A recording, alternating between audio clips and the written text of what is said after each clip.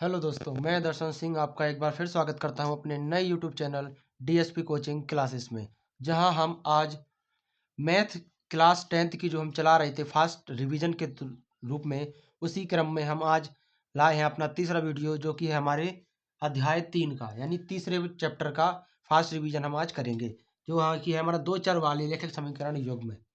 इसमें हम सबसे पहला जो हमारा पॉइंट रहेगा वो रहेगा ये कि रैखिक समीकरणों को हल करना है हमें प्रतिस्थापन विधि और विलोपन विधि द्वारा। तो चलिए देखते हैं। सबसे पहले हम प्रतिस्थापन विधि समझते हैं कि ये क्या है। प्रतिस्थापन, जैसा कि इसका नाम है प्रतिस्थापन, यानी एक की जगह में दूसरे को बिठाना। तो इसमें क्या करेंगे, हमारे देखो दो चर रहते हैं, एक हमारा रहता है एक्स और एक रहता है वाई। तो हम इसमें क्या करेंगे, इसमें हम सबसे पहले एक समीकरण से, जैसे ये हमारा समीकरण एक हो गया और ये समीकरण दो हो गए। तो जो समीकरण एक है हमारा, इससे हम पहले एक्स का मान वाई के पदों में निकाल लेंगे और फिर उसी एक्स का मान इसमें रख देंगे एक्स की जगह पर। तो हमारा पूरा समीकरण वाई का हो जाएगा, तो वाई का मान आ जाएगा। फिर वाई का मान रख देंगे हम समीकरण एक में, तो एक्स का मान आ जाएगा। ये हमारी होती है प्रतिस्थापन विधि। चलिए, इसको बोलने में थोड़ा बहुत समझ में नहीं आया होगा, इसको हम करके और देखते हैं तो जल्दी समझ में आएगा। आइए देखते हैं। तो जो हमारा पहला समीकरण एक है, तो लिखेंगे समीकरण एक से हमें सारा समीकरण है 3x प्लस 4y बराबर 8। तो सबसे पहले हम क्या करेंगे, 4y को वहां भेजेंगे। तो 3x बराबर बराबर की उस तरफ भेजेंगे तो माइनस में हो जाएगा, क्योंकि यहाँ प्लस में है। तो 8 माइनस 4y। उम्मीद करता हूँ इतना समझ में आया होगा। अब इसके बाद हम 3 को भी वहां भेज देंगे। तो x बराबर 8 माइनस 4y, तो पहले से ये गुणा में था तो ये पूरे के भाग में हो जाएगा, यानी बटे में। तो हमारा जो x का मान आया वो इतना आया। अब हम इसी x इसको मान लेंगे हम समीकरण तीसरा। ये तो हमारे ऑलरेडी बने हुए हैं। अब हम क्या करेंगे, अब हम लिखेंगे कि समीकरण दो में x का मान रखने पर, अब यहां देख लीजिए, जब हम समीकरण दो में x का मान रखेंगे, समीकरण दो हमारा ये वाला है, तो जो 6 है 6 रहेगा, गुणा x की जगह पर रखेंगे हम 8 माइनस 4y। 8 माइनस 4y बटे 3 ये हम रखेंगे, और प्लस नहीं माइनस है तो माइनस रखेंगे, 7y है बराबर 9 है। अब इसको हल करेंगे तो देखिए, जो 3 है हमारा ये पूरे पे है, तो यहाँ ये और यहाँ बीच में गुणा है तो 3 से कट जाएगा, 3 एकम 3, 3 दूनी 6। तो यहाँ बचा कितना हमारा 2 गुणा 8 माइनस 4y माइनस 7y बराबर 9। अब इस दो का गुणा इन कोष्टक के अंदर किया जाएगा, तो 2 अट्ठे 16 माइनस 2 चौके 8y माइनस 7y बराबर 9। अब क्या करेंगे हम, 16 जो का त्यों होगा, माइनस के 8 ये है, माइनस के 7y ये है, तो 8 और 7 हो जाएंगे माइनस के 15y बराबर 9। 16 को वहाँ भेज देंगे हम, तो माइनस के 15y बराबर 9 माइनस के 16। अब देखिए, तो माइनस के 15y बराबर 16 में से 9 जाएंगी, क्योंकि माइनस की और प्लस की संख्या है तो घट जाएंगी आपस में। चिन्ह आएगा हमारा बड़ी संख्या का, जो कि माइनस की है। तो 16 में से 9 गई तो 7, माइनस से माइनस कट जाएगा। 15 को भी वहाँ भेज देंगे तो 7/15। तो y बराबर हमारा आया 7/15। अब y का मान हम समीकरण 3 में रखेंगे, तो यहाँ लिखेंगे y का मान समीकरण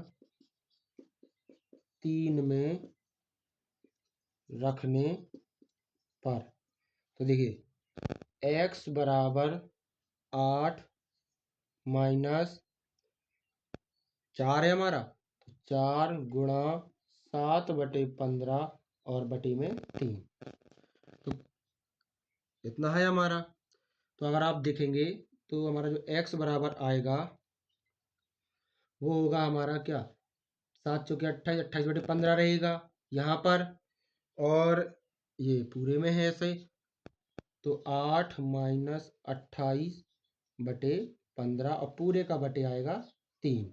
अब इसको हम यहाँ आगे देखते हैं। चलिए इसको यहाँ आगे देख लेते हैं, इसको थोड़ा बाद में लगा देंगे। तो हमारा जो x बराबर आया वो आया हमारा 8 माइनस 28/15 और पूरे के बटे में 3। इसके लिए हम लेंगे लासा, तो x बराबर हमारा क्या रहेगा, लास्ट आएगा हमारा 15 और पूरे के बटे में 3 तो पहले से ही है, एक का भाग देंगे 15 में, 15 आ जाएगा तो 15 का गुणा करेंगे ऊपर, 15 अट्ठे 120 और माइनस यहाँ रहेगा 28। अब इसको जब हम हल करेंगे तो 120 में 28 जाएगा, 20 गई तो 100 बचेगा, 8 हो जाएगा तो 92 बचेगा हमारा, 92 बटे 15 और बटे में 3।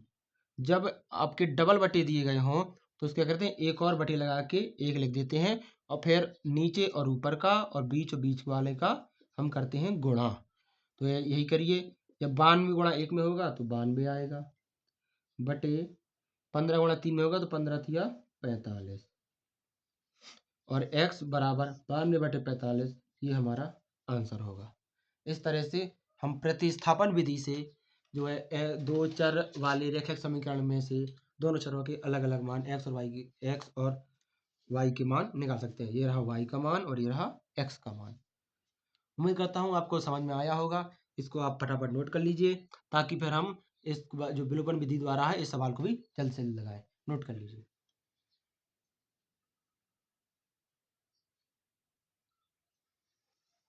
हाँ, उम्मीद करता हूँ दोस्तों आपको वो समझ में आया होगा और आपने नोट भी कर लिया होगा। अब हमने जो विलोपन विधि यहाँ लिखी थी उसको मैं यहाँ लिख दिया ताकि ये आपने देखा जो हमारा प्रतिस्थापन विधि का था वो सवाल काफी बड़ा गया था, इसका भी इतना ही जा सकता है। चलिए इसको देखते हैं। ये हमने समीकरण 1 मान लिया, 6x + 4y = 10 को और 2x + 3y = 15 को। समीकरण दूसरा देखिए, जैसे विलोपन विधि, विलोपन का मतलब होता है किसी एक को गायब कर देना। तो इसमें हम क्या करेंगे, सबसे पहले जो हमारे दो समीकरण हैं इनमें से किसी एक चर को हम बराबर करेंगे।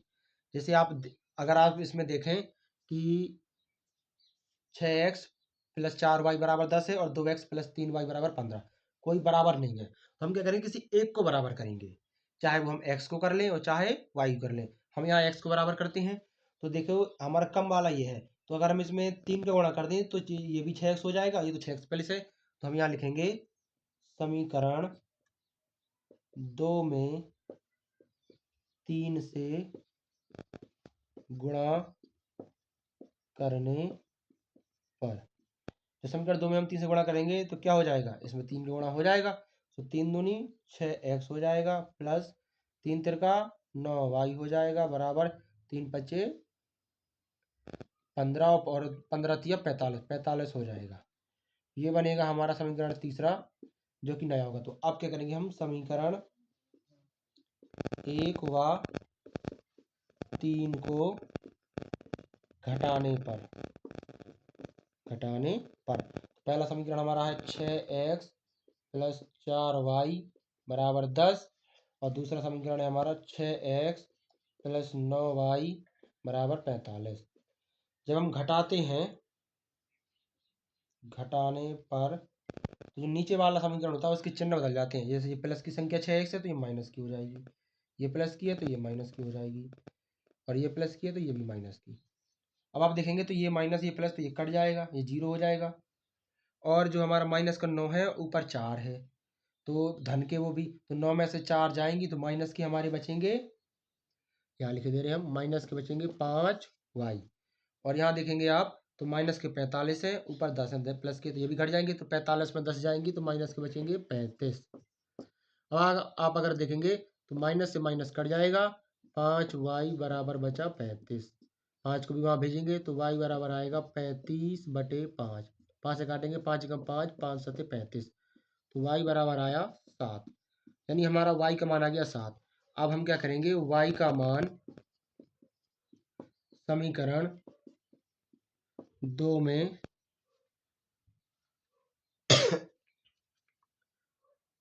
समीकरण 2 में रखें या 1 में, वो आप बताइए। चलिए हम 2 में ही रख देते हैं। 2 में रखने पर समीकरण 2 देख लीजिए, ये रहा 2x + 3y = 15, 2x + 3y = 15। जब हम इसमें x y = 7 रखेंगे तो 2x जो कहते हो प्लस 3 और y की जगह पे 7 = 15। तो आप लिखेंगे 2x जब कहते हो प्लस 7 होती है 21, 21 हो जाएगा बराबर 15। 21 को वहाँ भेज देंगे तो 2x = 15 - 21। तो अगर आप देखेंगे तो 2x बराबर 21 में से 15 जाएंगी तो माइनस का कितना बचेगा 6, 2 से काट देंगे 3 बार कटेगा तो x बराबर आया हमारा माइनस का 3, x का मान ये आ जाएगा। इसी तरह हमारा y का और x का मान निकल आएगा। जहाँ तक मैं जानता हूँ आपको विलोपन विधि ज़्यादा अच्छे से समझ में आई होगी, प्रतिस्थापन विधि थोड़ी कम। तो आपको बस यही एक सुझाव दूंगा, जब आप क्वेश्चन करें पेपर टाइम पे, एग्जाम टाइम पे, तो यदि स्पष्ट रूप से कहा जाए कि प्रतिस्थापन विधि से हल कीजिए या विलोपन विधि से, तभी आप प्रतिस्थापन से और विलोपन से करिए, वरना आपको दोनों में से जो अच्छी लगे आप उसी से हल करिए। अगर नहीं कहा गया कि किस विधि से करना है तो आप चाहे विलोपन विधि से कर लीजिए चाहे प्रतिस्थापन विधि से। उम्मीद करता हूँ आपको ये समझ में आएगा। इस क्वेश्चन को जो है आंसर को जल्दी नोट कर लीजिए ताकि हम अगले पॉइंट की ओर बढ़ सकें।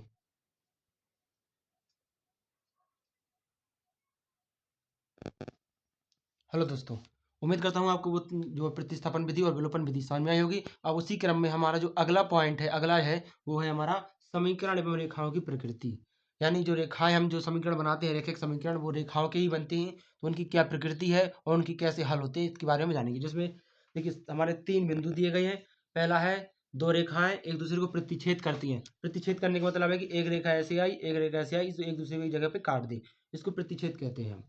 तो जब ये रेखाएं प्रतिच्छेद करती हैं तो मान के चलिए एक रेखा हमारी ये रही A1 x, B1 y और C1 z, ऐसे। और जैसी दूसरी रेखा ये रही A2 x plus B2 y और प्लस C2 z। तो इनकी जब दो रेखाएं एक दूसरे को प्रतिच्छेद करती हैं तो इनकी जो गुणांक है A1/A2 और B1/B2, ये दोनों आपस में बराबर नहीं होंगे। और इसका जो हल होगा, समीकरण के जो हल होंगे वो अद्वितीय होंगे, यानी कि एक ही रहेंगे उसके हल, एक से अधिक नहीं हो सकते हैं। और इनकी जो रेखाओं का युग्म होगा वो संगत होगा, यानी संगत मतलब है एक साथ होंगे ही होंगे। दूसरा है रेखाएं जब संपाती होती हैं।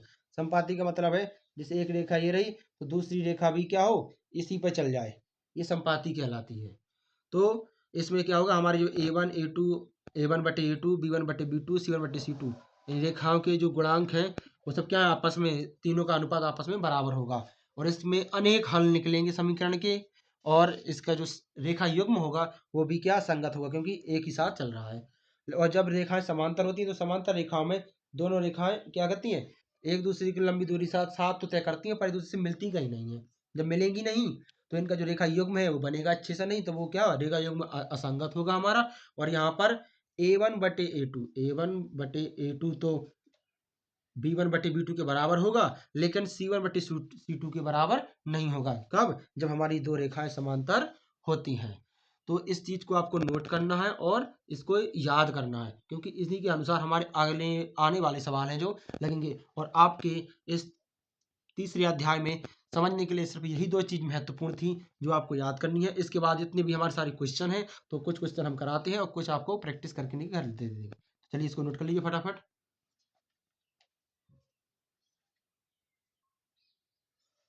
तो दोस्तों जैसा कि हमने अभी आप अपनी जो समीकरण थी, रेखाएं थी, उनकी नोट्स जो रूल्स हैं, फॉर्मूलाज हैं, वो नोट किए हैं। अब उन्हीं के अनुसार एक सवाल आया कि अनुपातों A1/A2, B1/B2, C1/C2 की तुलना कर ज्ञात कीजिए कि समीकरणों 4/3x प्लस 2y बराबर 8 और 2x प्लस 3y बराबर 12 के युग्म संगत हैं या असंगत हैं। देखिए हमने आपको बताया था कि पहली दो स्थितियों में जब संपाती हो या फिर क्या हो, प्रतिच्छेद करती हो, तो युग्म संगत होते हैं और समांतर होते हैं तो असंगत। और हम पहले इसको हल करेंगे। तो जो हमारा जो समीकरण एक है इसमें 4/3 है, तो क्या करेंगे हम पहले लासा लेके इसको हल करते हैं, इसको सिंपल बनाते हैं। चलिए जब हम लासा लेंगे 4/3x प्लस 2y बराबर 8, जब हम इन दोनों का लासा लेंगे तो क्या लासा 3 आएगा हमारा। तो यहाँ कितना हो जाएगा 4x प्लस 3 का गुणा यहाँ हो जाएगा तो 6y बराबर 8। और इससे करवा देंगे हम कैची गुणा, कितना आया 4x प्लस 6y बराबर 8 दिया 24। हमारा एक समीकरण ये बना। और हमारा दूसरा समीकरण क्या है, दूसरा समीकरण है हमारा ये दो, इधर लिख रहे ऊपर 2x प्लस 3y बराबर 12, ये हमारा समीकरण दूसरा। क्या लिखेंगे, समीकरण एक की तुलना A1x plus B1y plus C1z चलिए इसको यहाँ क्या करते हैं, बराबर C1 से करने पर, तो देखिए A1 की जगह आएगा हमारा क्या 4, B1 की जगह 6 और C1 की जगह 24। उसी तरह से हम इसमें करेंगे, समीकरण 2 में A2x प्लस B2y बराबर C2 से तुलना करने पर,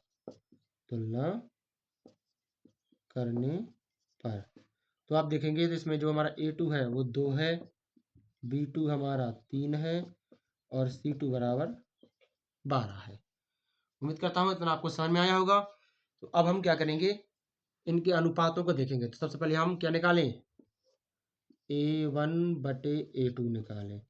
A1 बटे A2, तो A1 हमारा 4 है बटे A2 बराबर 2, 2 से 2 काटेंगे तो आएगा हमारा 2 बटे 1। ठीक है, अब इसी तरह हम B1 और B2 निकालेंगे।